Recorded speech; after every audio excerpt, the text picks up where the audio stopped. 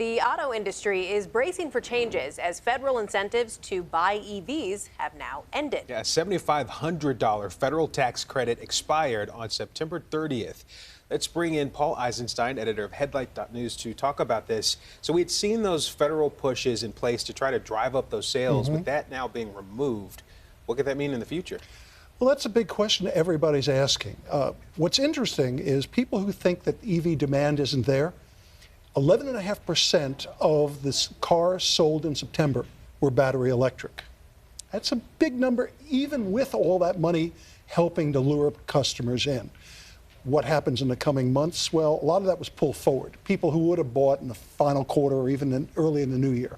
We're definitely going to see a pretty sharp downturn in the months ahead, though automakers are coming up with deals. Hyundai just announced on their Ioniq 5 price cuts of as much as $9,800 plus.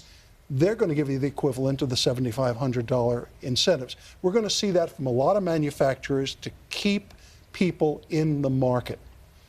The reality is, looking forward, probably we may lose about half as much of the sales as the industry had expected between the end of the decade, and it's all going to be up to the industry to see what they can do with cheaper EVs to get people back in showrooms.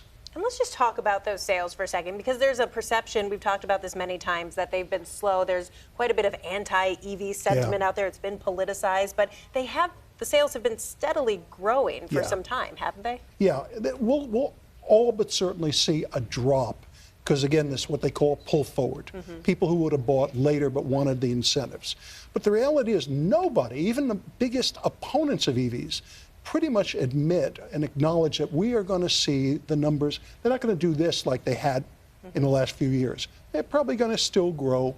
They'll still go from about 8% so far this year to perhaps 12, 13%. That's still substantial growth.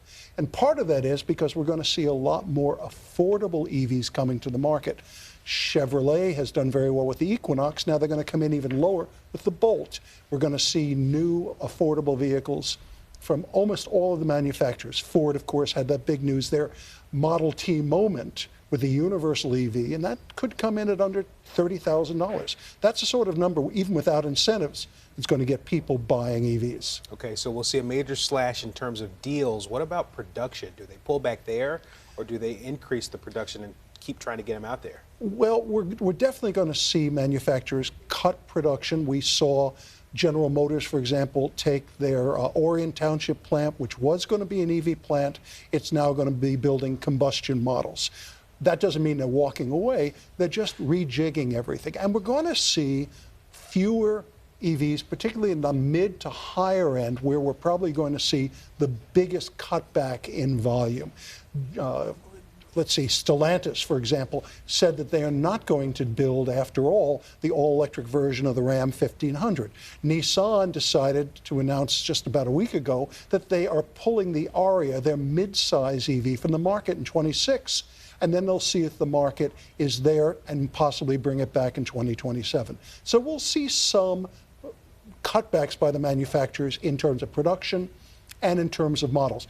But again, one of the reasons they're doing that is because they were looking for a hockey stick, and now it's going to be a gentle rise. So they have to rejigger how many EVs and how much production they put out there for consumers. Okay, we'll see in a few months what happens after that point. Paul Eisenstein, as always, thanks for joining us. Good to see you.